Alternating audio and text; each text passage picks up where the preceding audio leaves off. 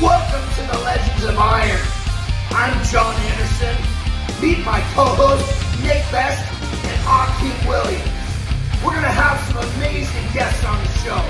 Buckle up tight because we're going to be talking about the shit you're not supposed to be talking about.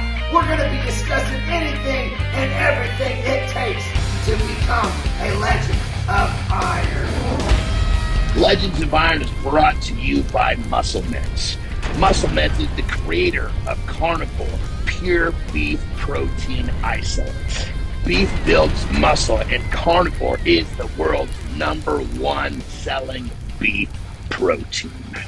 Welcome to another edition of Legends of Iron. I'm Jon Anderson.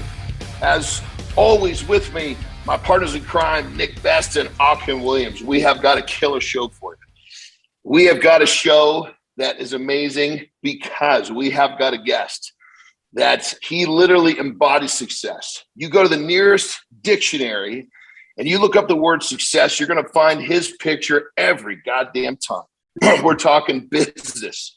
We're talking, he's a pro bodybuilder. He's set world records in powerlifting. And if I was swinging from the other side of the plate, he would be my guy. Stan Efferding, welcome to the show. Hey, thanks, brother. What an introduction. I really don't know where to go with that from there. well, I'll tell you, what I'm dying to know, and I'm sure what everybody else is dying to know, is you clearly have forgive the term secret, but you've got some methodologies to your madness and how you're so successful in everything you do. I'd love for you to talk about that a little bit. Yeah, to be honest with you, a lot of us have that type A personality, in order to be in sports. I find that amongst a lot of athletes that I work with now. Plus, I had a bit of ADHD. I just thrived in environments where I could repeat certain behaviors every day. And bodybuilding, powerlifting really, lent itself well to that kind of personality. All of the daily routines, the checklists, the repeat this, repeat that, day in, day out, hours of sleep, number of meals, workouts, the progressions, planning, recording, tracking, that just lent itself well to me. And so it's been a long journey. I've tried to find out from everybody I could over the years and everything I could read, if there were any tips or tricks or secrets, and I would love to share those with folks. But to be honest, this is a matter of just busting your ass, rewind, repeat. And I found the same thing to be true in business. And I've said that in a rant of mine. I said, anybody who's successful, highly successful athlete, the same amount of discipline, time management, consistency that you pour into becoming a great athlete in any sport, if you were to put that same amount of energy into any income producing venture, you'd be a millionaire within 5 years. Just wake up every morning and grind and keep repeating the same behaviors that have shown you success. Absolutely. I don't think business is any different than sport in that regard. Yeah, I would say, clearly I've heard you say that in the past, that, if you're successful in a sport, you take that effort, you take the commitment and you apply it to business, that you're going to be very successful very quickly. So your kind of commitment sounds like it's kind of one of the underlying factors in this whole thing. Yeah. Yeah. And, to be honest, the training was always the fun part. That's the easy part. We love that. It's just, once you get hooked on that's you want to go to the gym all the time. It's outside the gym, having the discipline and consistency to do the things that allow you to recover from and prepare for the next bout of training. That was the piece that I was really doggedly consistent with, and mainly as a matter of necessity, because I was undersized. I was 140 pounds as a 18-year-old freshman in college, and all the guys I were training with were much bigger, and I had dreams and goals and aspirations of being a bodybuilder, a pro bodybuilder. And when you're, back in 1985, if you wanted to be a pro bodybuilder at 6 feet tall, all there was a heavyweight class, and you needed to be 250 pounds of shredded muscle in order to get that one pro card they offered every year to the overall winner of the USA, or the 3 they offered every year at the nationals to the 3 classes that were there. They offered 4 pro cards a year. And so the top amateurs were deep, and any amateur that won a pro show back in the late 80s and early 90s, like the Flex Wheelers and the rest of that group, they would immediately that same year place in the top 10 in the Olympia. They were that good because there were so many guys vying for so few pro cards. I benefited, of course, from the Masters division. I turned pro at 40. But I was the best I had ever been because I had taken advantage of all the things I had learned, and I had reached out to great coaches. That was when I trained with Flex Wheeler. And so I encourage everybody to get a coach and just to keep learning and keep, working hard and understanding that this process takes a decade or two. It's not a lot of guys now. They're like, oh, I want to compete in a couple shows and get my pro card within 2 years. I mean, that's not going to happen. Yeah, it seems like on that level, you sought out Flex Wheeler to get your pro card in bodybuilding. Then you went to Mark Bell for powerlifting. So it seems like going to those resources is definitely a part of your formula. Yeah. Oh, 100%. Yeah, I've probably worked with just about every guru in the business. Trained with Charles Glass and trained with Eddie Cohn in powerlifting. I worked with some really great bodybuilders over the years and powerlifters, and it's just a who's who. Every opportunity you get to glean information from these folks or to train with them to take you to another level, is really the return on that investment is fantastic. I think everybody should. Nowadays with social media, you could train out of your garage and there is a lot more information, of course, available on the internet than there used to be. We didn't have the internet back when I was starting out. It was the guy behind the counter at Gold's Gym who was eating tuna fish from a can, and rice cakes was about all of the nutrition information you had. So it was a long, slow, self-taught road of mistake after mistake after mistake. But geez, nowadays you jump on the internet, and if you find the right people, it's just great that you got a podcast here talking to the people who have done it and at a very high level. Then it's much easier, I think, now to succeed much sooner, but it still takes a hell of a long time to build the size and strength necessary to compete at a top level. Yeah, knowledge-wise, I think you're going to save people about 15 years. I mean, how long did we go after it in that era we had to learn it for ourselves and then get mentoring from other people. I mean, Bull Stewart and Eddie Cohen are 2 of mine that I learned from. And I learned a lot from both of those men, a lot. Yeah, Bull Stewart, there's a name. I went up to his gym, it's been 10 plus years ago up in Seattle. Mm-hmm. Those are some great experiences. Every opportunity that we had, we'd try and go work out with someone who was in the know, who had kind of lived it, because there was no other resource. Yeah. It was really neat because at Nationals, and I think 94, I brought my workout journal with me. And Bull asked to look at it, and he started lining through things, telling me, this is too much. This is where you need to do this. He goes, all you need to do is put 100 pounds on your total every single year, and eventually you're going to end up beating everybody. And 96 and 97 is when I won Nationals and Worlds. So, yeah, he was right. It was kind of neat. It's funny because when you start out, like I went and got Arnold Schwarzenegger's Encyclopedia of Bodybuilding, like most of us did. You end up working out for 3 hours a day, doing 30 sets, 7 days a week, and trying to eat a pre-contest diet, like I mentioned, tuna and rice cakes. And then as you get older, you're like, damn, I didn't need to do all that. I just needed to be a little smarter about my training and more consistent outside the gym about my recovery. Right. Yeah. Right. But those times when we were we were working way too hard, and we were, it was almost like, for me, I'd throw that was like when I developed my discipline, because you're tired. You're overtrained. You don't know it, but you force yourself to keep going, and you have to have that ability to force yourself to keep going when you don't want to. That's part of the formula for sure. So, yeah, although it was a terrible mistake, there was a lot that was gained from the period of doing far too much. Oh, agreed. You know, I get a lot of guys that come to me now that are up in years, that have been training for 20, 30 years, and they're not competing anymore. And they still try and do the stuff that they always did. And it's really hard to recover from. So I redesign a lot of training programs like Bull did for, for Nick, as just mentioned, to lessen fatigue.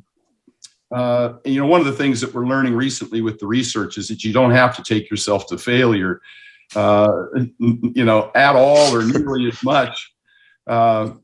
And in powerlifting, and I think that, this kind of worked its way out through the information we got from Westside and Louis Simmons, is you don't need to max out as often, and you don't need to repeat the same kind of movement pattern, say a heavy hinged squat and a heavy hinged deadlift, which is what a deadlift is anyhow, a hinge. If you're a low bar squatter and you're deadlifting in the same week, that's the same exercise, and you're doing 85 plus, probably 90% of your 1 rep max every single week. I was fortunate to have kind of recognized that when I was training with Mark Bell. And my program at the time, I squatted once 1 week and deadlifted once the next week, heavy. So I was squatting twice a month, to be honest, heavy, and deadlifting twice a month, heavy. And understanding, of course, I had already reached an elite level. And so I was, the loads were significant. This isn't a starting massive program. Yeah. Yeah.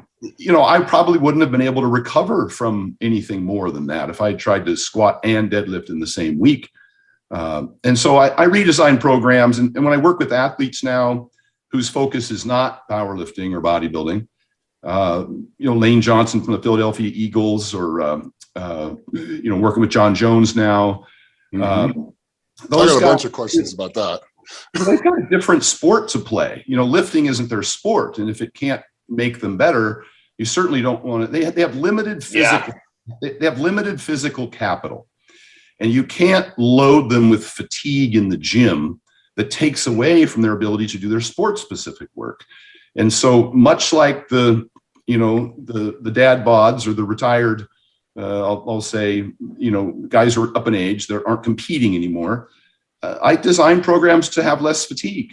You can still get the hypertrophy benefit. You can maintain a significant amount of strength with much less volume, just by changing the loading parameters, not, doing more concentric work, repetitions under heavy hinged loads, axial loading, squats, and deadlifts.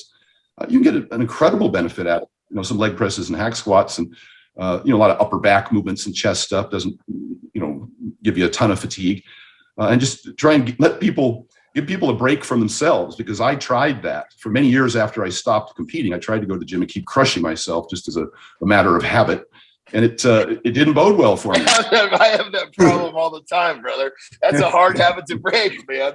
Yeah. Who's broken the habit? My question. I haven't broke that habit yet. Yeah. And that's why I specifically mentioned people who are retired from competing, because I know that Nick's still out there crushing it. He's a unique individual that way. And, but the thing is what you're talking about the once every other week, I only pull from the floor heavy once every 3 weeks. Right. And then the next week I'll pull reps, and then the next week I'll do like block pulls, something that's high. I only squat heavy once every 3 weeks. Right. And then the next week I'll squat light and do some reps. And the next week I'll do like a Hatfield squat or something else to work my full range of motion. So what you're talking about is stuff that I've been doing for years, and is what's kept me in one piece till I can still do this. Keeping in the game, baby. That's right. Yeah.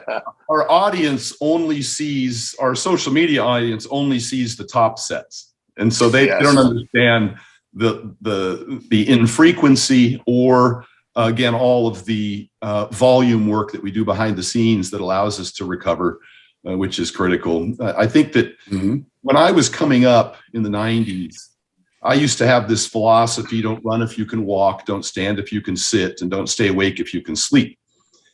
And I found that the only reason I was able to really do that back then is because I was bodybuilding for 4 or 5 months to get ready for a show, and then I would transition into powerlifting, and there was a carryover effect from all the bodybuilding volume that I did. In the absence of that, if you're just a strongman or a powerlifter and you're lifting heavy all the time and not doing a lot of recuperatory and preparatory volume behind the scenes, which you should, I think that it starts to wear on you at a much greater rate than it would on somebody who does all of that movement. So we do a lot of moving, and that's kind of the foundation again of Louis Simmons' program. I wasn't aware of that because I never trained with Louis until I met Mark Bell in 2009. And then the last couple of years of my powerlifting competitions, I didn't compete in bodybuilding. So I did a lot less bodybuilding volume, and I was powerlifting for longer periods of time, maintaining both my heavy body weight and the heavy loading. And it weighed really heavy on me. And as I look back, as I reflect now, I can directly attribute my lack of improvement. I don't think I improved those last 2 years. I was just kind of stagnant to my decreased volume. And as you age, you need more accessory volume. Yes, you do. Agreed. Yeah. Yeah. Well, hey, Stan, turn the corner a little bit. Talk to us about, I know Nick already mentioned, you've been doing some really interesting stuff with Jon Jones. He's transitioning to heavyweight. So obviously your goal is to get him big and strong, but yet, like you mentioned before, only take up a certain amount of his, I think you mentioned physical capital. I love how you described that, but ultimately you've got to have his weight training fit into his repertoire where it's helping his overall performance move forward. So please talk to us about that. Yeah, we implement some kind of common things that we're all aware of in the industry. I think one in particular, we split our training. So we'll do an AM workout and a PM workout. We don't want to grind anybody for 2 hours straight. You just dig too deep a hole, too hard to recover from. So we'll do 2 workouts a day. It's the same way I trained with Flex when I was getting ready for pro bodybuilding competitions. We do an AM PM workout. It lent itself better. You can train long or you can train hard, but you can't do both. And so we would get the necessary volume, but we would split it up. So we had, 2 meals and a nap in between training sessions. These are things I used to see even back in the early 90s when I would drive from Oregon down to LA to Venice just to watch guys train and just try and pick minds and ask questions. They all trained twice a day. They all ate 6+ times a day, mainly because they had a high caloric demand and they needed that many meals just to be able to consume that many calories. Not that 6 is better than 4, but just because they were eating a lot of food. They all napped every afternoon. They all slept 8+ hours a night. That was the thing that I found to be very consistent about all of them. And most of their volume was in that 8 to 15 rep range. Not that you can't get just an equivalent hypertrophy benefit from a heavy 5 rep set or even a lighter 20 rep set, but you get less fatigue in that mid range. And since they wanted to increase their frequency and volume, that seemed to be what people were able to do more consistently if the bulk of their volume was in that mid range. So our first goal with Jon was to put muscle on him because he had a considerable amount of time before he intended to fight, and he wanted to add lean muscle to his physique to go from 205 to the 265 class. And so it was mostly bodybuilding training, but in a concurrent training model, you don't want to get detrained in any of your other sport-specific demands, such as speed and power. So we were moving weights fast, but we were still getting an adequate amount of, minimum effective volume, and certainly within a rep or two of failure. And a lot of those reps were in, again, that 8 to 15 range, and trained everything twice a week, just a standard bodybuilding style program just to add muscle. But we we kept touching on an occasional, we'd get him up to a top single, say on a, on a box squat, something that wasn't quite as fatiguing as burying a full range squat, or a bench press with chains or something like that. So, and we were also including some speed work, and so we wouldn't compromise his speed. We brought in a trainer, a friend of mine out of Cincinnati, who was a strength and conditioning coach for Pittsburgh and then for Detroit up there. And he brought in an overspeed treadmill. And some of you might have seen videos of Jon running on an overspeed treadmill.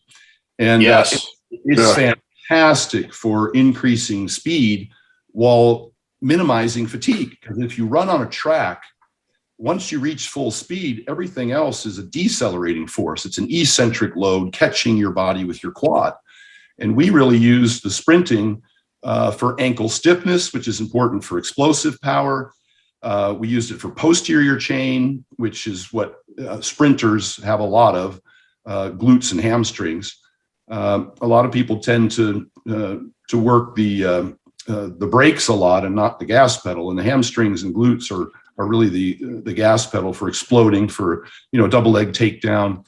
People think it's quads, but it's not. It's hip extension. It's how quickly you can accelerate and get underneath somebody. So we kept a lot of that in, so it's a pretty diverse program. And we have to manage fatigue. So another component of that is stacking fatigue. On heavy MMA days, meaning a live wrestling day is going to be a high fatigue day. We'll also do a high fatigue weight training workout in the morning. So we stack his fatigue on the same day.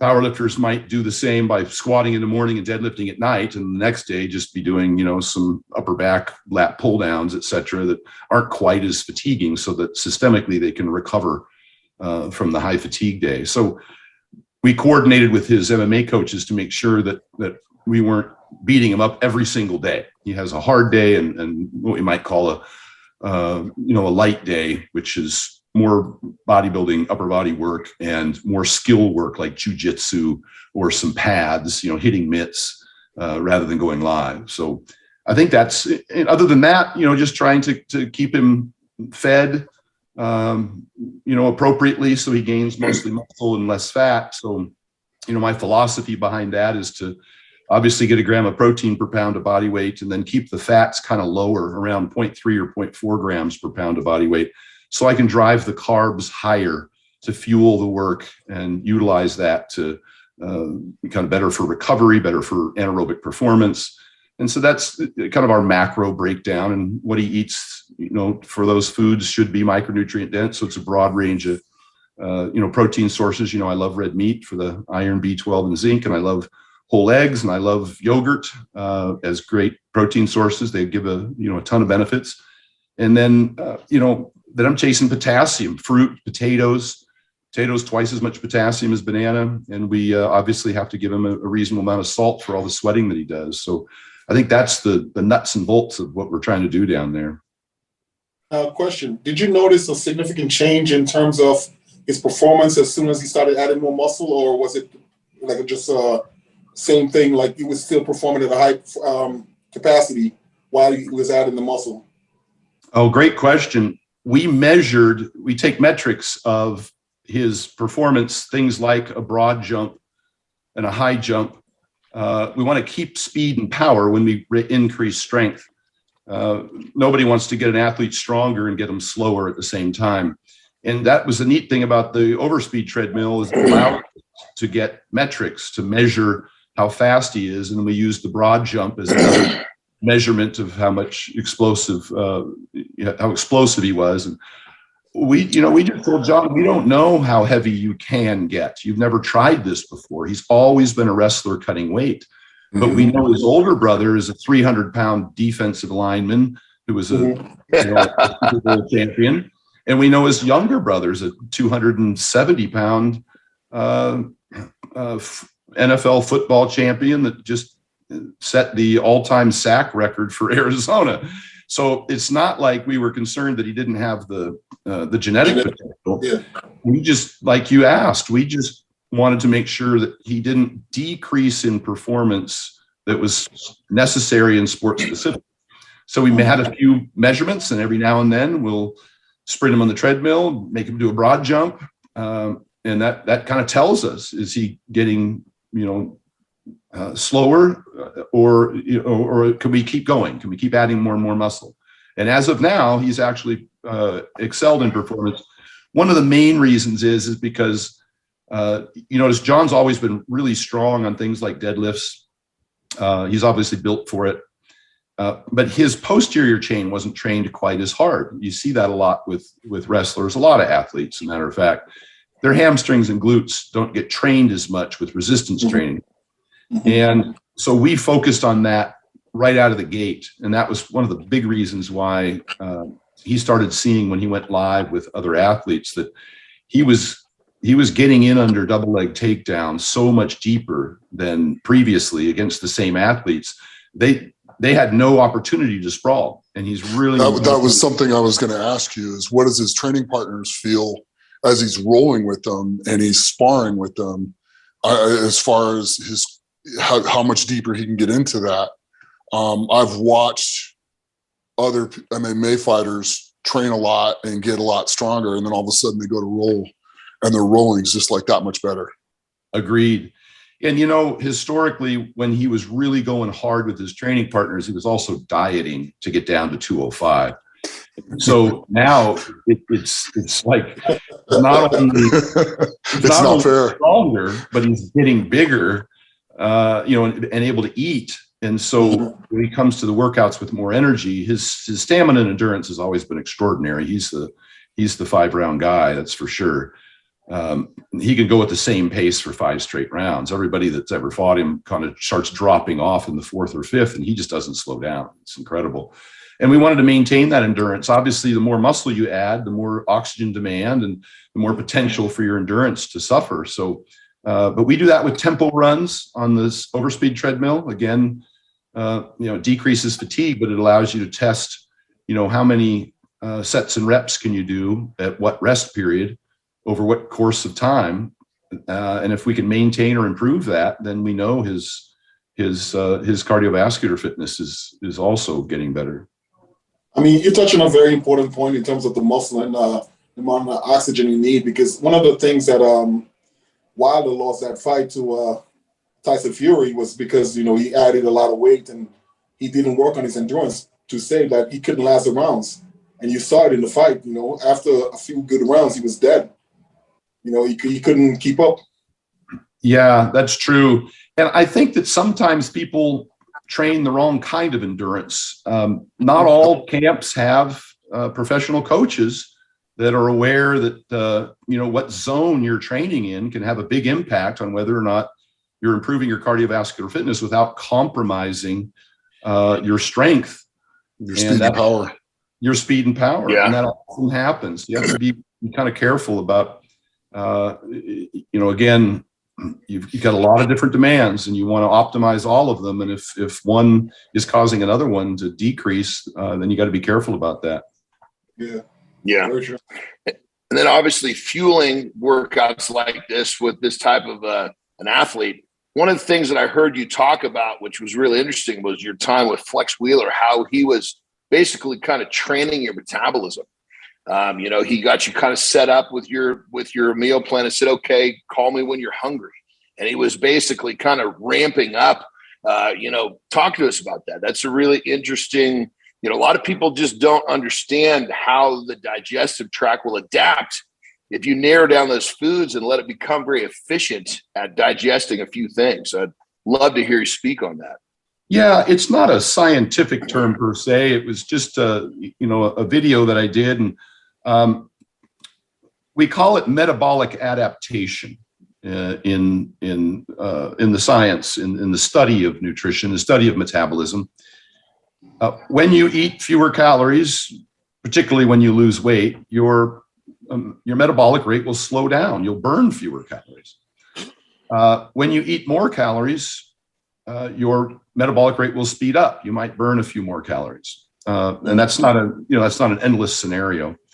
And some people's metabolic rate will slow more than others, and some people's will speed up more than others on either end of that spectrum, whether you're dieting or trying to gain weight. And over time, and if you try and eat too much, if you wake up one morning and decide you're going to eat Ronnie Coleman's diet, you're in big trouble. If you're eating, that is not going to work. No, 2,500, maybe 3,000 calories a day, and you find out Ronnie ate 6, and so the next day you wake up and you start trying to eat 6, or you watch a Hafthor Bjornsson or a Brian. There's no way. It's like if you bench 300 pounds, you can't go in the gym tomorrow and put 400 on the bar and ask for a lift off. The body has to. It's just not going to last very long. It's just not going to go your way. Get it off. And again, it goes back to people get to be impatient. They think they're going to put on this massive amount of muscle in a short period of time just because they've put so many calories in their body and they're lifting weights. Adding muscle takes a long time. It's a slow process. I don't care, how much you throw at it. It takes an extraordinary amount of time, months and years to start to slowly build muscle tissue, and you have to be really consistent with that calorie surplus. And so what you find is that it's probably better off just to eat a 500 calorie surplus. Initially, you'll be full, which was the case with me, and within 10 days or 2 weeks, it'll become a little easier, and then you can add a couple hundred more calories. Flex would just add 1 ounce of meat, add another half a cup of rice, add one more meal. This was a progression over the course of many weeks. And this was before I actually went down and started training with him pre-contest for the show, the 3 months out. This was 6 or 7 months out. He goes, I need you to get up to 5,000 calories before you come see me, because if we aren't there and then we start to diet you, there's where else do we go? Now you're eating yourself. I can't fuel the workouts with 2,700 calories a day. It's not going to happen. And I need you to train 2 times a day to be able to utilize, that much food and digest it.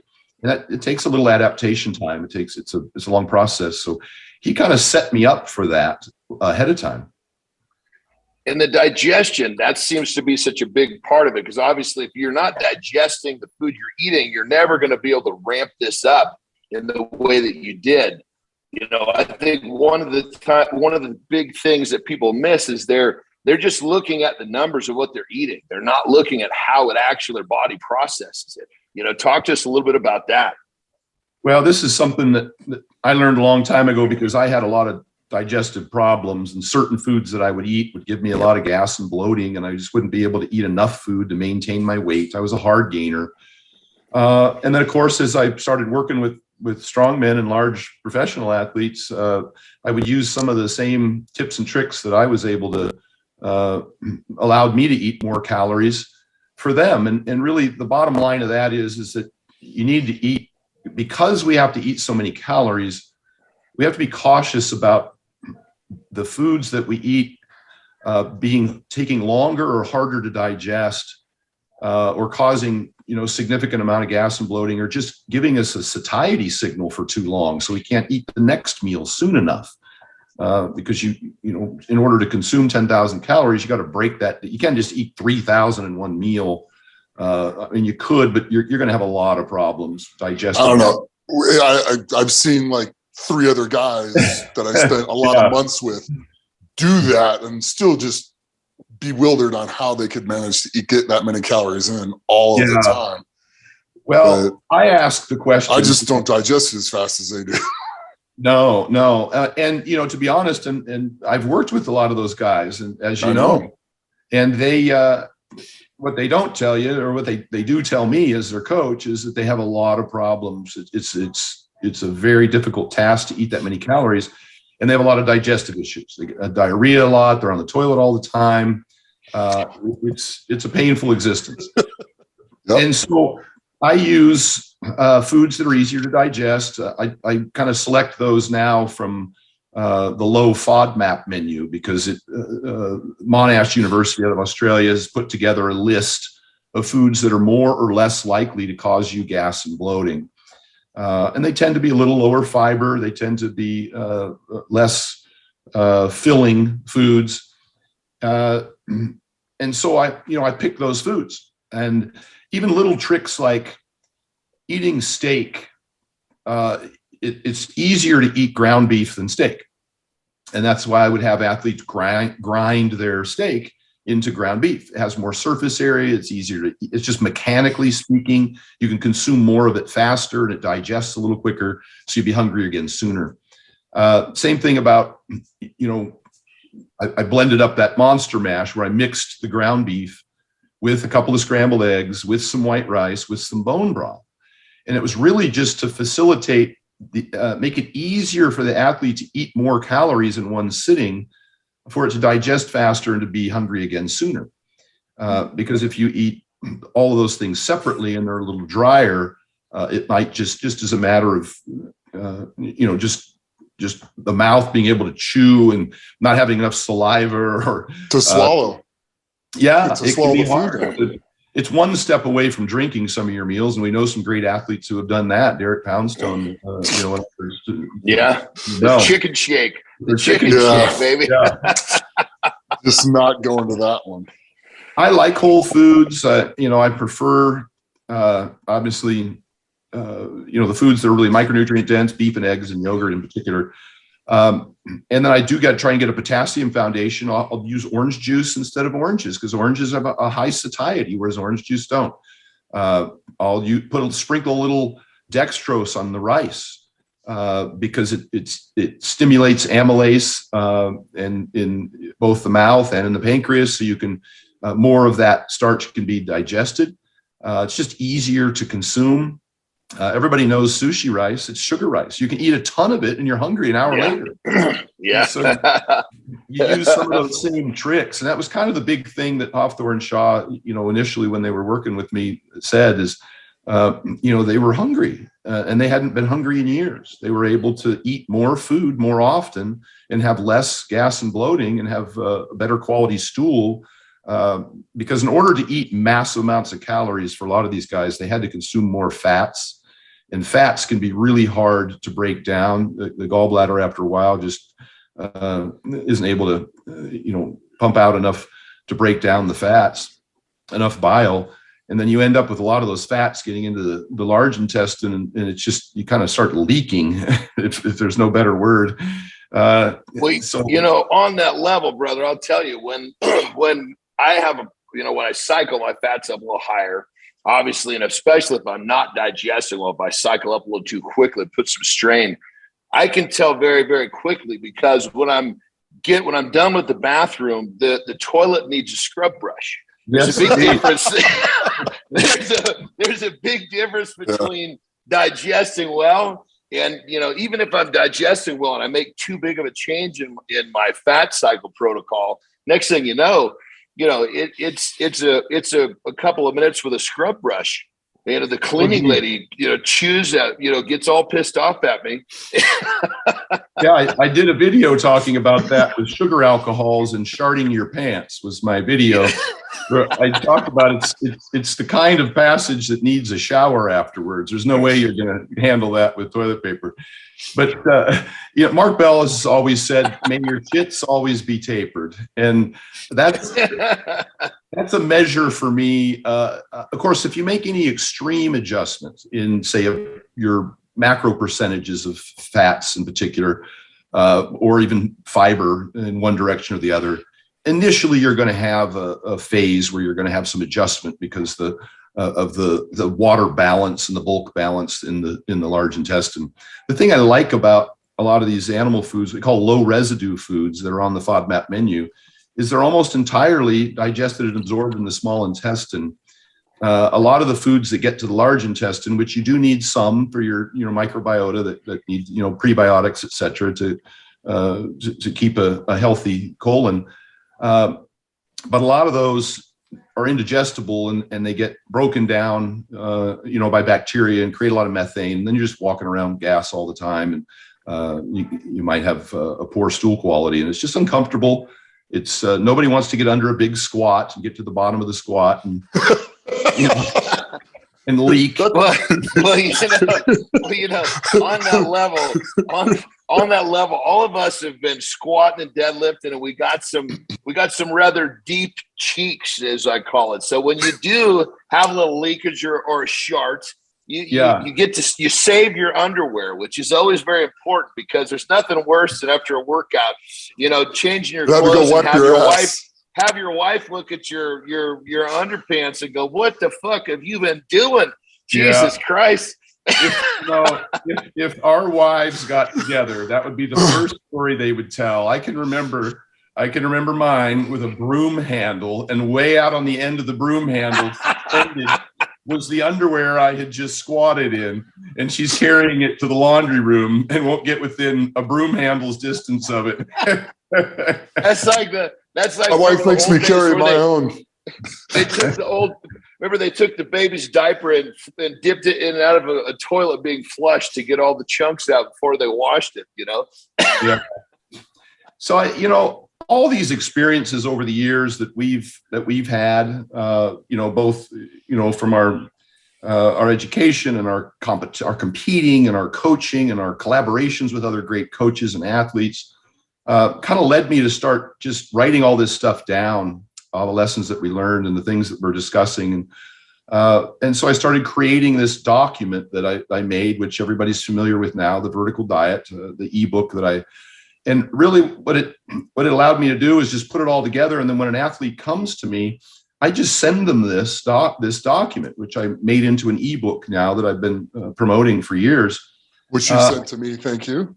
Yeah. And it made a big difference in my life. Every question that I've had, every experience that I've had in which I've had to, try and answer or resolve for myself.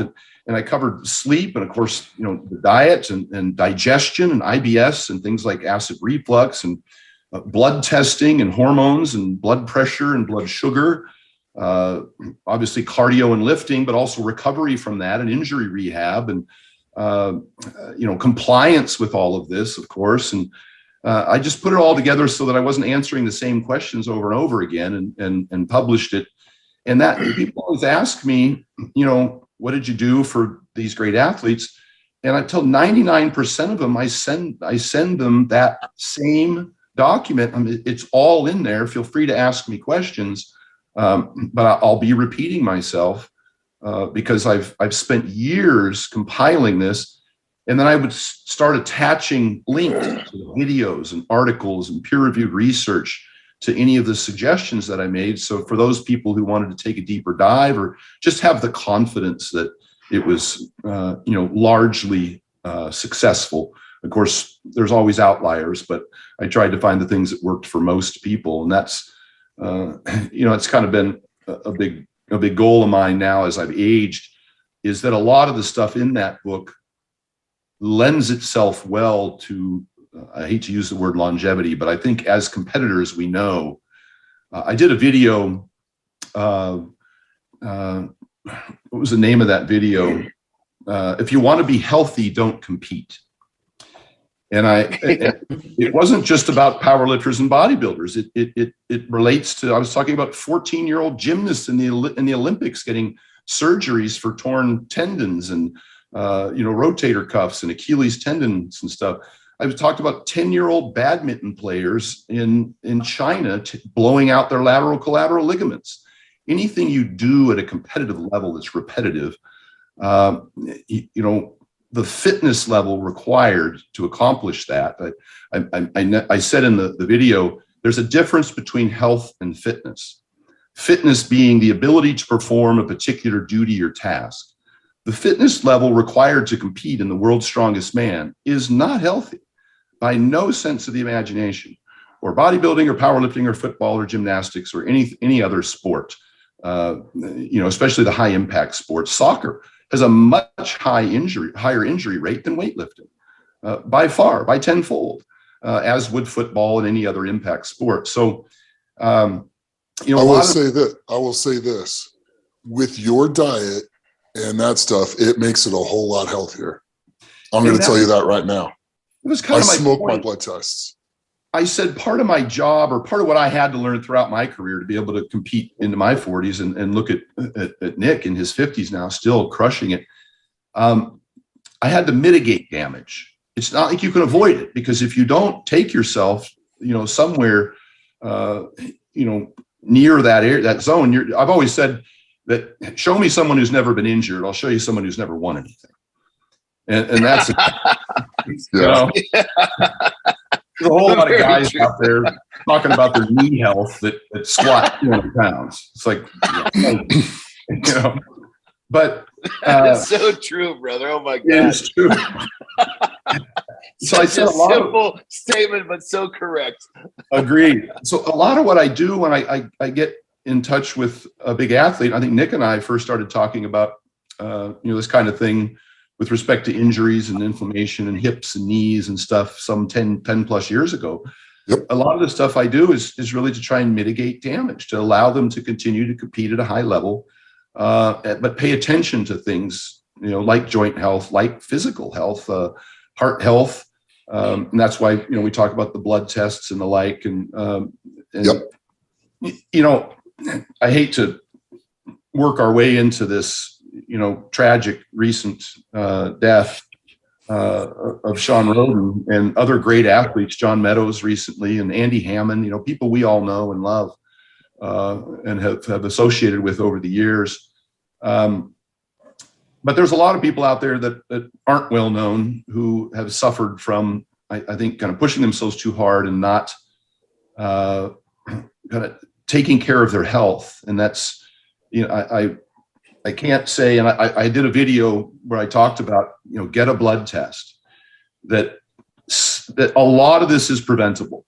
It really is. And we put ourselves in a very compromised position, and we do it intentionally so to reach, the competitive level that we want. But that doesn't mean that we can't do it and minimize and reduce our risk and mitigate some of the damage. And one of the biggest things that I've been screaming about for over 5 or 6 years now, I've been getting blood tests. I've had over 200 blood tests. I've had over 100 in the last 10 years. I've been getting them very regularly, almost on a monthly basis throughout my career, so I could see what was going on and make adjustments accordingly. I just recently, I don't know if you step on anybody's toes, but I just recently came across a group called MerrickHealth.com. And their blood tests, you can do them online. They're like half the price of what I've been paying. And that's a great resource, brother. That's a great resource. People need that resource. Please share that. You can go to stanefferding.com and scroll down to blood tests. And I don't make any money on this. And scroll down to blood tests, and it'll give you a link, and it'll show you the blood tests that I typically buy, but it's a really comprehensive test. But I just went on there this morning and I typed this up. It's merrickhealth.com. And if anybody wants to DM me, I will send them a copy of this. I kept it in my notepad, and I'll just copy and paste it to their DM and send it to them. But I get a blood test I've been paying way over twice this. And this is kind of the stuff I like to see of my athletes. This is what I had Hofthor do, Brian Shaw do, Larry Wheels do, Dan Green, even at the highest level, even Jon Jones did this, and Lane Johnson from the Eagles. All of my athletes send me blood tests as soon as I start working with them. And we've been able to reduce their blood pressure, reverse fatty liver, reduce their blood sugars across the board. Lane Johnson of the Eagles was weighing 312 and was having a hell of a time maintaining his weight. And he had a registered dietitian, and this is not an indictment on a registered dietitian. The co-author of my book is an RDN PhD who was head of the dietetic department at UNLV, Dr. Damon McCune. But oftentimes when, these folks, they read all this stuff in a book and they understand it very well, but in application for a 300 plus pound athlete, they've never done it. And when you prescribe somebody chicken breast and quinoa who needs to consume 6,000+ calories a day, you're not doing them any service. It's impossible. They won't be able to maintain their weight. So anyhow, we took Lane from 312 pounds to 333 pounds, and his blood pressure went from systolic in the 150s down to 123 at gaining 20 pounds. because we paid attention to all these other factors. The major one being, and the reason I'm focusing on blood pressure, because there's two primary reasons that are two big killers, is going to be blood pressure and blood thickness, and kind of right behind it, what causes most of it is insulin resistance, non-alcoholic fatty liver disease and metabolic syndrome. But blood pressure and thick blood are two major contributors that are manageable. And this test here, for instance, I'm just going to read these off real quick, just because some people will be familiar with this, but if you're not, I don't want to distract you. But this test costs $100. That is it, $100. And they measure your inflammation marker with C-reactive protein, your metabolic panel, free and total testosterone, your PSA for your prostate-specific antigen, a urinalysis, a CBC with differential, your HbA1c with sugars, your iron, your lipid panel for your triglycerides and LDL and HDL, your thyroid function, your fasted insulin, which is a leading indicator of insulin resistance that I like to use, your ferritin, which is an inflammation marker, but also an iron storage marker, your estrogen, all of that for $100. It's ridiculous. Yeah, that's so cheap. Oh my God, that's unbelievable. Yeah, I was paying $250 for this same test just because I had already skinnied down. My normal test is around $400 because it's really comprehensive, but a lot of stuff's in there is pretty unnecessary. It's just stuff I like to see. I might do it with athletes, but if I call this the budget blood work panel now, I just looked this up today and I compared everything on my blood test to what these guys' prices are. And these are everyday prices. This isn't some discount.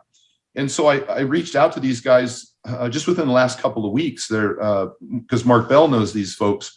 And I asked them if I could get a discount for my clients. They said they'll give me 10% off if I recommend this. So I'm recommending it. It's on my website. I don't make any money. You get a 10% discount, but DM me and I will send you this link and this list. You can go make your own blood test, and for $100, you don't have to have a doctor. You just go down to a lab corp near you. There's one within a mile of damn near everybody in the country. Yeah, that was what I was about to ask you. Where do you get the count at? They email you a form that you print out and take to the lab. They draw your blood test. It's already paid for. These guys, they take your $100, and then in like 3 to 5 days, they email you the results. And the results say very specifically what the ranges are. Some of them even have explanations as to, what the indicators are. It's pretty easy. You're looking for, a couple of big things. Obviously, you want to get your blood pressure checked and your blood thickness. I did a whole video on when to donate blood, talking about the difference between thick blood, polycythemia vera, and just high red blood cells, which is erythrocytosis, which is quite common even in elevation or people using performance enhancing drugs. Doesn't necessarily mean thick blood. I'm cautious over donating. And again, there's a whole YouTube video I did on this, because then your platelets and your ferritin, your iron starts to tank. And now you're gassing out, your heart rate's elevated 15 beats a minute, and your performance will suffer if you overdonate. And it may be unnecessary, but between thick blood and blood pressure and then blood sugars, those are the three biggies. We could save a lot of lives. One of the biggest things I did initially with all these big athletes was check and see if they wore a CPAP. I won't say his name, but I mentioned some of the guys who have recently passed away, who I know personally, all of them. And one of their close friends told me that he would never wear a CPAP. And I was shocked. Hofthor did not wear a CPAP when I met him. I went up and stayed at his place. He snores like a freight train. I'm like, you got to get a CPAP. Brian Shaw wasn't wearing his. Dan Green wasn't wearing his. Lane Johnson wasn't wearing his. They don't like them. They don't appreciate that when you hold your breath, when you snore and wake up tired, you're holding your breath, your blood thickens, your blood pressure dramatically increases overnight, and you have a significantly higher risk of cardiovascular disease as a result. And so I know oftentimes doctors will tell you that blood pressure is what they call idiopathic, meaning there's no cause, no known cause. But that's bullshit. We know what the cause is, but it's multifactorial. It's not one thing that can be fixed with one prescription. it's multifactorial. And I have a high blood pressure quick fix kit in my ebook. I have 100% success rate, as should anyone who applies these really simple and well-known methods, reducing blood pressure with my clients, those people who work with me. I'll just give you a quick list. It's in my ebook. I even got a video, high blood pressure quick fix kit. You can go watch it for free. You can buy my book. Losing weight obviously is a huge one. Taking a 10-minute walk after meals is more effective than metformin for reversing or preventing type 2 diabetes. Metformin is the #1 prescribed drug in the world for type 2 diabetes. It's twice as effective just taking a 10-minute walk after meals because it reduces what they call postprandial glycemia, the elevation of blood sugars and the duration of elevation after eating a meal by up to 30%. That's significant. And that'll help obviously keep insulin down. And those are the drivers of most of these metabolic diseases, such as fatty liver and blood pressure, et cetera.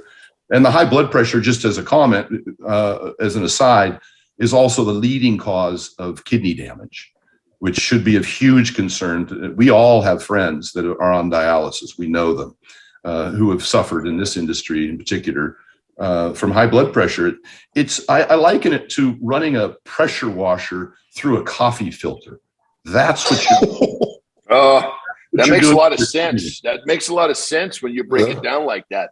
You know, Stan, that's the way that you kind of present things is really helpful for people to get a perspective that will make them pay attention to this stuff, you know. And one of the things I love that you said a minute ago, you know, solving these problems is never one thing. It's a series of things that go into the solution.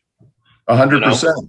And none of my athletes have declined in performance, but they've improved in their health markers. So I'm not telling people to quit lifting or to quit pursuing their goals. Quite the contrary. I'm just the opposite. I was willing to sacrifice anything to get to my goals. But I found that I actually performed better when I paid attention to these markers because I was testing them frequently.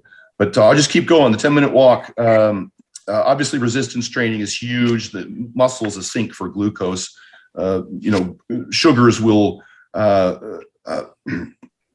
be absorbed from the bloodstream into the muscles without the need of insulin. So, which is a huge impact on blood pressure. CPAP, it's a monster. If you snore and wake up tired, it's not just a problem for your wife; it's a problem for your health. And I've even gone so far. As to tell people to go on Craigslist and buy a used CPAP. I have instructions in my ebook on how to just go to a local. You can get them for a few $100s, and this problem could be solved tomorrow. It's like a 99% cure to get a CPAP. And I even make a recommendation as to the type. Any auto PAP, there's a couple of companies. They automatically adjust to give you the pressure you need. They read what your breathing is like. And they also, unlike the ones I wore back in the early 90s, I've been using the CPAP for 30 years. Ever since I got north of 240 pounds, it became more and more necessary to use a CPAP. Anybody with a thick neck, it's a crowded airway. It's even Jordan Fagenbaum from Barbell Medicine weighs 198 pounds. He wears a CPAP. He's got a thick neck. He's a squatter. And so it's not always about being obese or overweight. It's just any of us with the necks that we have, we're going to crowding. So get a CPAP. It's an immediate fix. 3 things that can almost change your blood pressure overnight is dramatically increasing your potassium intake from food in particular. And I have a list, even on my high blood pressure thing, I list the foods. A potato, why I always have potatoes in my diet, it's twice as much potassium as a banana. And then fruit, yogurt, and even meat has 100 milligrams of potassium for every ounce. And so you could easily get, 4,700 milligrams of potassium a day. Calcium is another one, which is why I love yogurt. It has a great effect on reducing blood pressure. And magnesium, which typically you got to supplement magnesium because it's hard to get from food. Thyroid function has a big effect on it. It can be very dramatic. And so getting adequate iodine in your diet and not overtraining and undersleeping, which is going to happen with the CPAP. Those are the big ones. So basically organic cranberry juice. Yes, that's the one I love. Those are the big ones. I think, and then the high blood sugar quick fix kit is also in my ebook, which that's huge. Your insulin levels, obviously, but some of the things we do there is just eating protein first has a pretty significant effect on regulating your insulin, your blood sugars, and not only in that meal but in subsequent meals is a big one for blood sugars. The 10-minute walks, of course, are huge. Working out's huge. Losing weight's huge. Sleeping is huge. Your blood sugars go up after even one short night of sleep. So there's a lot of fantastic information. I think that people. I don't want to overcomplicate it. I just want you to go to my website or DM me and get a blood test. It's $100 for Christ's sake. And if you see and get your blood pressure tested, you could do that at Walgreens or CVS. They've got clinics at most of those places that'll do it for I think free. And if you see those problems, man, reach out to me. I've answered over 100,000 DMs in the last 3 or 4 years. Comments, questions, and I usually copy and paste answers. But it's so important, I think, that people understand this could be a wonderful pursuit, the sports that we're competing in. And I don't think that people should be afraid to train, to add muscle, to get big, to compete, so long as they do it in a healthy manner and don't get too overweight or too high blood pressure or too thick of blood. I think that this is fixable. So sorry to blather on, but it's just so tragic and so recent that I think it needs to be said. Well, brother, to your credit, you make the stuff that seems the stuff that really is complicated. You make it pretty easy for the layman to understand, and I include myself in that. So I'm not talking smack about anybody. Sometimes hearing somebody get really in depth on talking about things like you're talking about with blood tests and things like this can be a little overwhelming. So the fact that you break it down and make it simple for people to understand is a huge, huge help for people to kind of not veer away from something. A lot of times people get a little, they'll veer away from something because it seems too complex. So I think you're doing a phenomenal job breaking it down for people to see a little more clearly. Or somebody tells them that they have to lose weight, or even that they have to stop eating meat and eggs, which is bullshit. Here's a meta-analysis. Dude, I'm telling you, meat and eggs is something I eat. I've eaten that shit for 20 fucking years. Helps with performance. 100% helps with performance. We see study after study now where even when they compare equivalent amounts of protein intake and equated for calories between people who eat whole eggs and people who eat just egg whites on groups of people who train both for strength and hypertrophy, the whole egg eating group outperformed the egg white group. The diversity of those micronutrients is important. Cholesterol is actually important. And I know that people like to squawk about that, but there's brain function too. Yeah. And brain function. 100%. Yeah. The creatine and everything in the meat. But here's a recent study. This is examine.com. Anybody, all of our viewers out there should be familiar with, and if not, you should definitely go on to examine.com. They're one of the foremost researchers in the industry on supplements to begin with. And it's a group of about 30 researchers run by, I think, Kamal Patel and a bunch of PhD researchers. These guys are brilliant. They don't take any outside funding. They just did a recent meta-analysis of randomized controlled trials. This isn't epidemiology. These are randomized controlled trials of red meat consumption. And this was looking at dozens of different studies. And the conclusion of this, I'll just run right to the conclusion. Total red meat consumption does not affect changes in biomarkers of glycemic control or inflammation. And a second study, this one also a meta-analysis of randomized controlled trials. They tested cardiovascular disease risk factors for people consuming red meat. They looked at total cholesterol, LDL cholesterol, HDL, triglycerides, systolic and diastolic blood pressure. And their conclusion right here, study, the results from this systematically searched meta-analysis of RCT supports the idea that consumption of red meat does not influence blood lipids and lipoproteins or blood pressure. So you always go to doctors that will tell you, you got to stop eating red meats if you've got high LDLs. you may have to reduce your saturated fat, bacon, butter, maybe whole cheese. But red meat, like a top sirloin, is about 9% saturated fat as measured by total calories, which is below the American Heart Association's recommendation for saturated fats. So I don't take it out. I don't recommend people taking it out. If you have thick blood, or if you have high hemoglobin, hematocrit, and RBCs, you want to look at ferritin, which is your iron, and you want and get an iron panel, and you want to look at your platelets to make sure that your blood isn't too thick. But even like Chris Masterjohn, PhD, who has a nutritionist who has hemochromatosis, which is a genetic predisposition for high iron, he still eats red meat. He just donates because he thinks that excluding red meat would exclude so many valuable micronutrients that are important for his health that it would be preferable to donate periodically when it was justifiable. I'm concerned about people over restriction. I talk about this a lot with female dieters. People are eating egg whites and tilapia and broccoli, and they end up with metabolic they end up with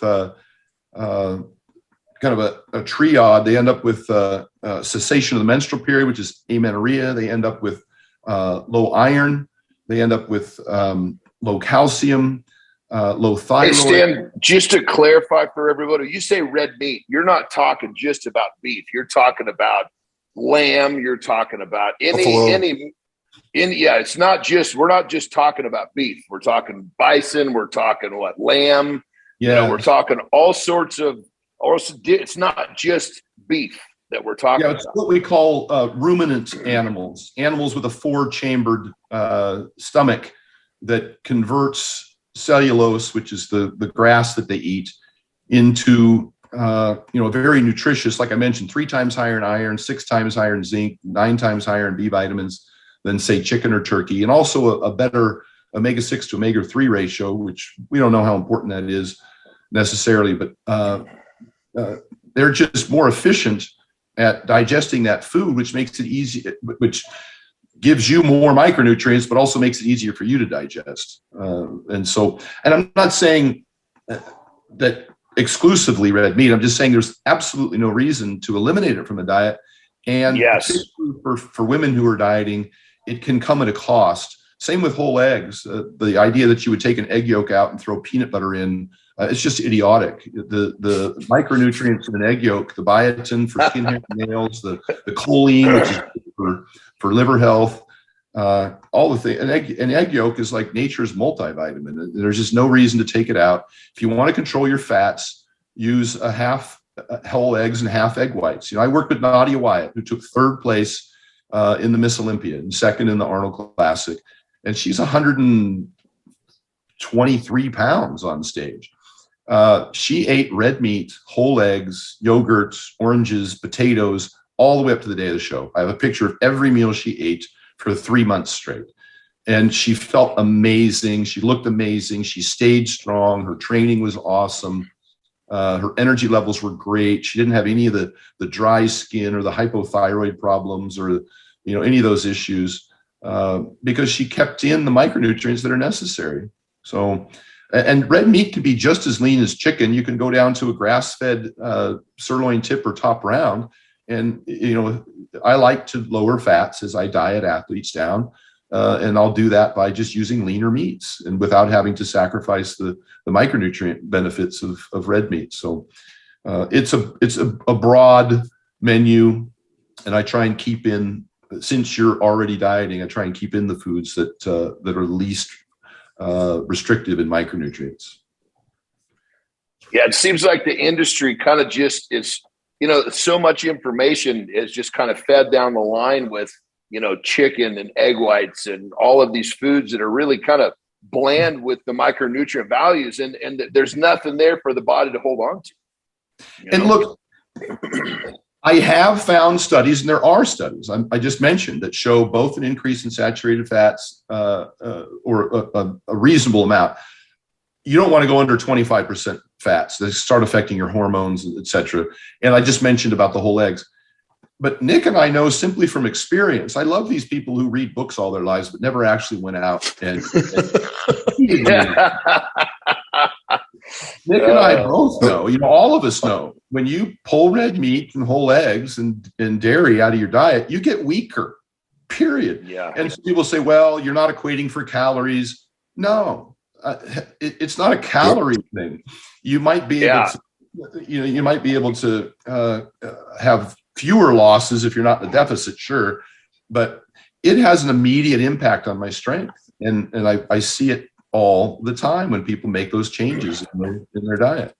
Absolutely, I like to try to explain to people, your protein source, okay, it's a protein, but that compared to a car, the micronutrient value is going to explain how powerful the motor of that car is. Not all proteins are created the same, I agree.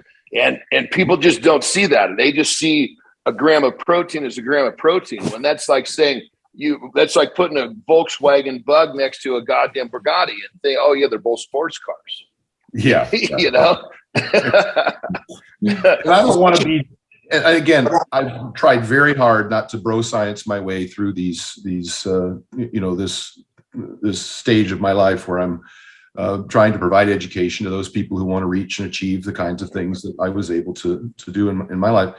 And so I did recruit the hell. I started attending all the seminars from all of the academics in the industry. And I just got back from Miami yesterday at a seminar. I've been to the barbell medicine seminar, and I follow and I subscribe to some of the smartest people in the industry with the PhDs in nutrition. I partnered with a PhD, RDN, and we've got over 500 references to peer-reviewed published research in our book. But at the end of the day, I have to bridge the gap between, information and application, and results matter.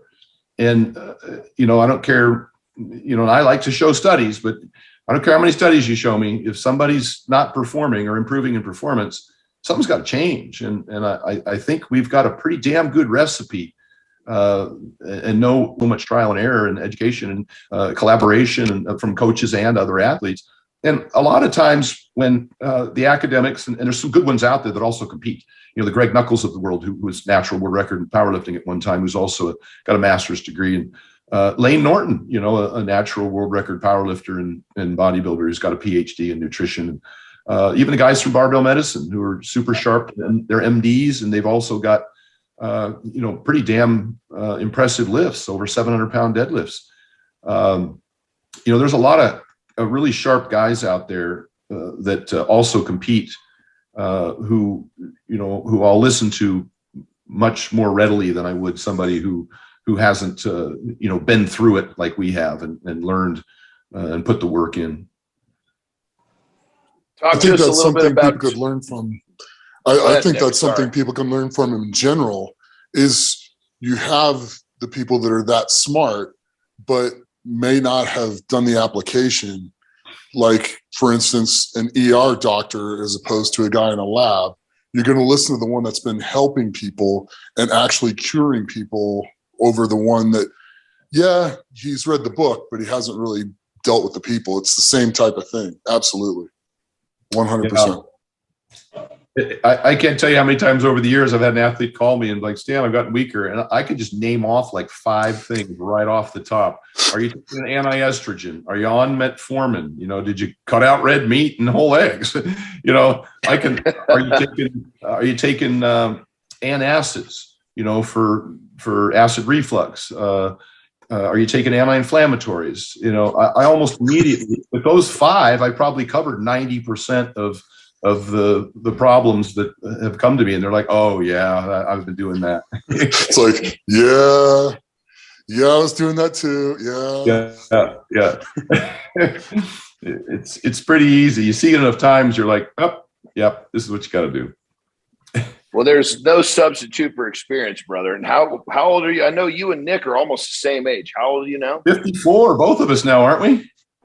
You got a year on me. Oh my goodness! Well, I just turned 54 2 days ago or so, so I'm well, still have a young birthday, brother. Thank you. Yeah, mine was the 3rd, so I turned 53 on the 3rd. So yeah, we both, our birthdays are real close together. Well, I think I'm going to join the this. 50 club here in about 2 months. So I'll be in the 50 club with you guys here in January. So Yeah. I'm not too far behind. I look forward to doing another episode with you guys when we're 60 and when we're 70. I'm just let's do it. Lifting weights is the fountain of youth. We know from research that sarcopenia and muscle loss and strength loss is one of the primary predictors. That and VO2 max is actually one of the primary predictors, but the VO2 max is dependent upon having adequate muscle tissue to create the demand for your lungs to provide oxygen.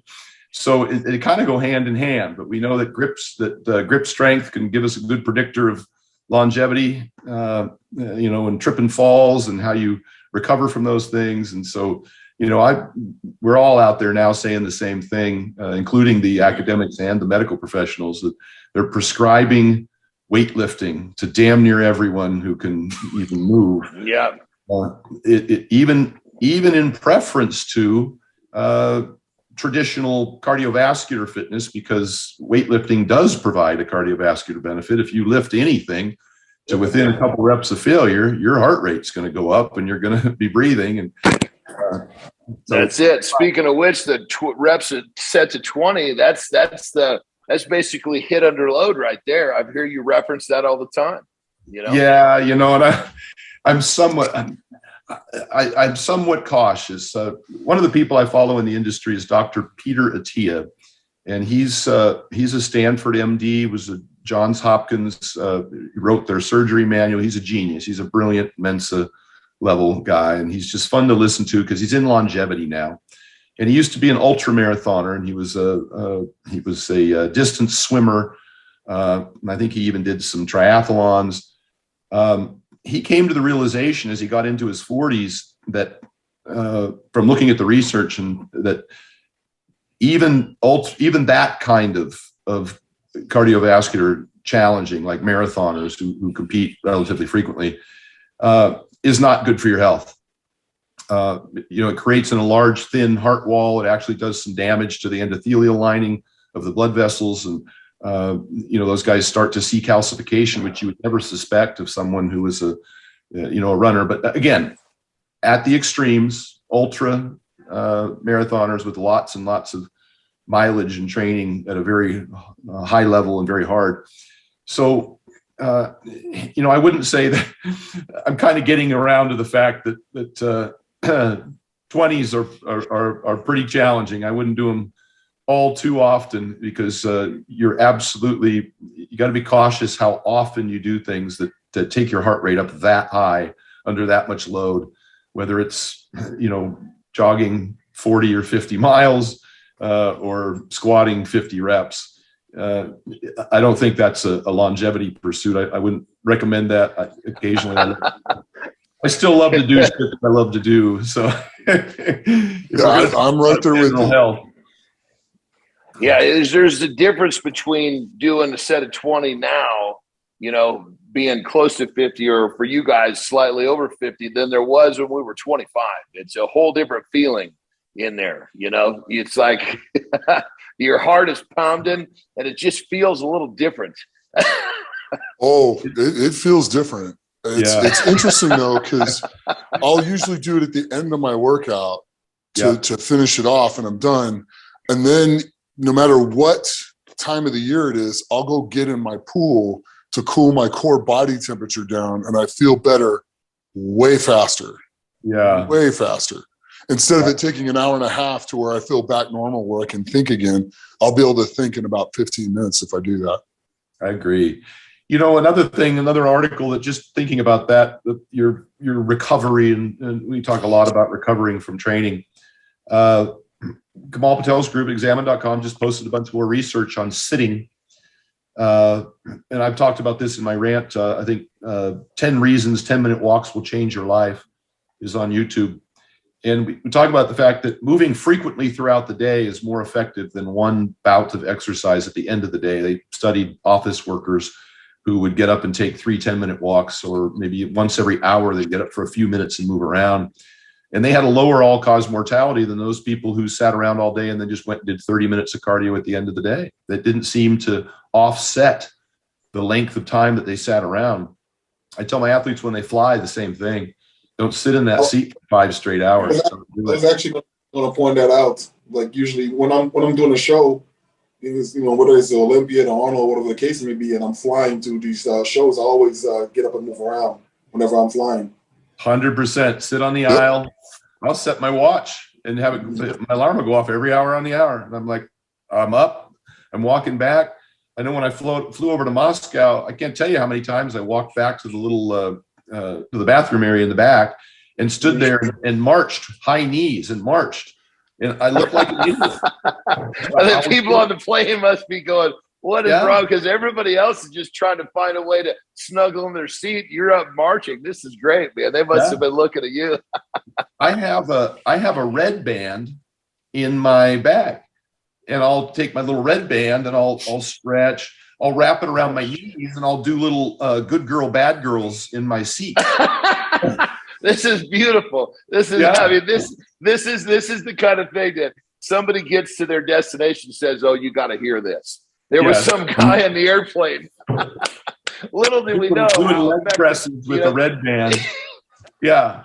And I just noticed that I have to move a lot. I'm like the Tin Man without an oil can. If I'm sedentary for too long, I just start to freeze up. Yeah, for sure. That's a great story, brother. I love it. There's probably people all around the world that are telling that story about you whipping out the little red band, doing the good girl, bad girls in your seat. That's great. You can do shoulder pull aparts, and you can put it behind your back and chest presses.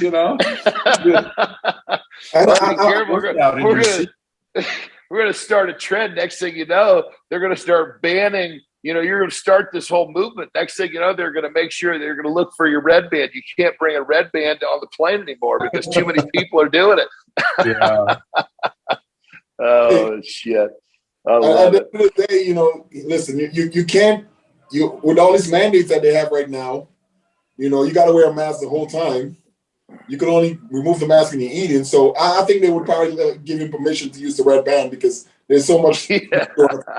Yeah. I'm terrible. I fly a lot. Obviously I'm down in Albuquerque every other week. I have a partner in this adventure that goes the alternate week. So one of us is with Jon 7 days a week. So every weekend I'm on an airplane, which was typical anyhow, because when I was doing seminars, I've done over 200 seminars in 12 countries in all 50 states. I was on a plane nearly every weekend, fly out Friday, come home Sunday, for the better part of almost 3 years before COVID hit, and then all that shut down, of course. But I'm used to flying, but I hate those masks. So I ordered one off the internet. I forget where now because I ordered like a 6-pack of them. It's like a fishnet. You can see your nose and mouth through the mask. It's like you don't even have a mask on, but it's black. And when it's right up against your face, you can't really tell, but you can see right through it if you hold it up. And I wear that on the plane because it doesn't impair my breathing. And so I'm a little more comfortable. Smart. That's very smart, brother. Very smart. On that note, I was just down in Miami at a seminar with a guy by the name of Dr. Pat Davidson, PhD in exercise phys. Extraordinary guy, just brilliant guy. And then a guy that he partnered with is Jordan, the Muscle Doc. Some of you may know him as the Muscle Doc. He's a chiropractor. These guys are fantastic, but I flew all the way down to Steffi Cohn's gym in Miami just so I could spend the weekend with them and just learning from them. It was just an educational opportunity for me. And I laugh sometimes when people complain that my ebook is $100 on my website. And I'm like, you couldn't hire a good trainer for 1 hour for $100. And I've spent tens of thousands of dollars and decades of my life putting everything I had into that fucking ebook. And some guys get fined with $100, and I go to these seminars, and that seminar was $1,000. It cost me $1,000 plus I had to fly to Miami and stay in a hotel, and just so I could learn some more stuff to be able to then bring that back to my clients or my audience. And But the point of the story was this, and I mentioned this before. One of the biggest things that I try and do about my compliance, this is both for dieters and for athletes, is meal prep. And I think people know that the Vertical Diet has a meal prep company, and I've been distributing meals nationwide for a few years now, where I make low FODMAP meals with bone broth and, bison monster mash and a whole host of other menu items. And they're delicious. I don't even make my own food anymore. The meal prep company sends them, and I have to buy them too. I only get, a discount. But I took a rolling Coleman cooler. Matter of fact, it's sitting right here next to me. It's an igloo. And I'll pack, like I knew I had to fly out Friday and I wasn't home until Monday night. So that's 4 days, and I need 5 meals a day. So I had to take 20 meals with me. And fortunately, because, I order meal prep, I just pulled 20 meals out of the freezer and I popped them into this rolling igloo cooler. And I threw, my CPAP and some clothes and shoes on top of that. And I closed the cooler and put a tie down on it, a little ratchet tie down. And I checked it onto the plane. And then I always stay at an extended stay, that has a microwave and a fridge and a little mini kitchenette thing. Yep. And I had all my meals, and then I take with me these thermos. They're just, tin can thermos, and I'll heat up a meal. I always heat up, depending on how long the flight is, I'll heat up a meal or 2 or 3. I heated up 5 when I flew to Moscow because it was a 20-hour trip with layovers. That's all? And, yeah, no kidding. Brian used to travel with like 12 of those things. I know. It'd take us 20 minutes to get through security. You have to open it up and show them. At security, you got to show them that it's not liquid. That it's, I'm like, it's rice and burger and rice. But so some people I tell this to, I never miss a meal, and I eat the food that I want with the macro percentages I like, that feels good on my stomach. And I don't have to forage for stuff at room service or at the airport and, end up sprinting to the bathroom with, all the problems that occur when you're eating seed oils and crap like that don't agree with me. But it saved me. I went to one dinner with a few of the guys that were down there, and it was like well over $100, just my part. The tab was like $500 for all of us. And I'm like, and people complain because I had steak that was, I think I retail it for like $12.50, and I ate steak 5 times a day, all 4 days, for a steal for $70 a day was my food stipend, really. And then I threw in some oranges, and since I had the cooler, I threw in a thing of Greek yogurt and a bag of frozen strawberries. And so I had everything I needed the whole weekend. I never missed a meal, and I was able to travel to Miami and home. And I always pack my meals. It's probably one of the biggest life-changing tips that I try and provide for people, along with the CPAP and the getting adequate sodium intake and little things like that they just make a huge difference in terms of somebody's ability to comply with whatever program that they're on. Mm-hmm. Yeah. Well, brother, we've taken a lot of your time, and we really want to thank you for being on the show. But before we let you go,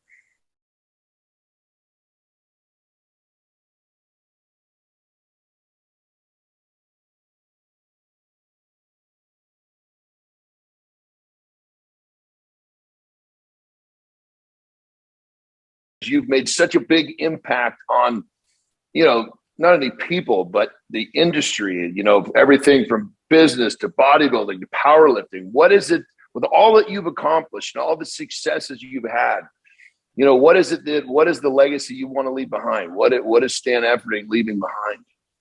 Well, with respect to the industry, I've really tried hard. I'm not the brightest guy in the industry. There's a lot of academic professionals I follow and listen to. I really wanted to help other people. I always said, if I knew then what I know now, it's like Nick said, we could have saved 15 years of hassle. I've really tried to put out a lot of information, a lot of free information. I did an entire seminar, a 2-hour seminar in Iceland with Hofthor that goes over my entire diet. It's got almost 7 million views now. And then I've got all those Rhino's rants that I was referring to today, and you could just binge watch those. I spent a lot of time writing those and researching them to make sure I was giving out, reasonable information. I'm not right about everything, but there's a lot of good, helpful information in there. And so as far as the industry goes, I enjoy it. I make a lot of posts on my Instagram of people who use the word life-changing, and it really, humbles and flatters me. And that's the most rewarding in terms of my contribution to the industry, is that I can help other people do this, with the information that I didn't have, and just make their life a little easier, and make them more successful in their pursuit. Beyond that, I think, when I had my kids, I had kids late. I've got a 7 and a 9-year-old. And, the one thing I learned as soon as they were born, because previous to that, I'd just been competing all my life, since 1986. The one thing you learn when you have kids is you're just not the most important person in the world anymore. Nope. Up until that point, I had that mindset. Yeah. It was all about my goals and my future. But I read a great book by Jordan Peterson. If you guys are familiar with the psychiatrist out of Canada, who's gotten very popular, brilliant guy. And I think one of the chapters in the book says, "Don't raise kids you hate." He says, there we go. Other people will hate them too. And so my legacy is really just now invested in trying to make sure that I raise, smart, confident, capable children. And that's my total focus now. I can't wait to get home to them. I enjoy doing what I do, but there's nothing like coming home and seeing your kids and trying to give them all the information and the opportunity and the education that maybe you felt like you maybe didn't get enough for yourself, and I was certainly afforded plenty of opportunities in my life, but I just think that we've acquired so much knowledge now. We want to pass it on and see, and watch them do even better than we did, whatever sport, or career they choose. So that's the career, or that's the industry, and kind of what I'm focused on now, just in my personal life. Yeah. Well, very cool, brother. We love having you on. Nick, Ockham, you guys have anything else before we jump out of here? He's been a wealth of information. I've really enjoyed hearing him speak, and I've learned a lot, about the importance of blood work, and I'm sure all the viewers are going to take that into consideration and get blood work done more often. So thank you so much, Stan, for coming on, man. Yeah, thank you. Yeah, absolutely. Thank you. I've learned a ton from you. It's one of the reasons why I can still do what I do. And I can't explain how grateful I am to you, because I kind of ate sort of that way, but the fine tuning of it just made it the world of difference. And I really do appreciate that. And I thank you for it. That's and awesome. It's amazing you're making people healthier in this industry. And that goes miles. And you're making people healthier just in general, because if people ate more the way you did, we wouldn't have obesity problems. Yeah. And it's an easy diet to eat, and it's not difficult. It's fun to eat. I think it's fun to eat. So anyway, I just want to say thank you. Yeah, thank you guys. And I just want to remind folks, go to stanefferding.com and scroll down to blood test. I don't make anything. There's a link there where you can go to merrickhealth.com and get a blood test. The budget blood test that I just typed up today and showed you the little paper of, just DM me at Stan Efferding on my Instagram, and I'll just copy and paste this for you. And you can, it's $100, man. Go get a blood test, get your blood pressure checked. If you got any questions, or if you've got a loved one, if you're the wife of a husband who's deep into this pursuit that he's so passionate about, and maybe he's got his head in his sand about some of the health issues. If he snores and wakes up tired, if you hear him breathing a little heavy, or if you're concerned about his blood pressure, reach out to me, because we'll do everything we can to get people to make a few minor changes that'll help keep them around longer. So, thanks you guys for the opportunity, the platform to speak to your audience. Absolutely, brother. Absolutely. Well, on behalf of us and behalf of all the people's lives you changed, we want to say thank you very much. And that's going to be our show for the day. So everybody, thank you for viewing. This is Legends of Iron. We will see you next time. Yeah. Legends of Iron is brought to you by Muscle Mints. Muscle Mints is the creator of Carnivore. Beef builds muscle, and Carnivore is the world's #1 selling beef protein.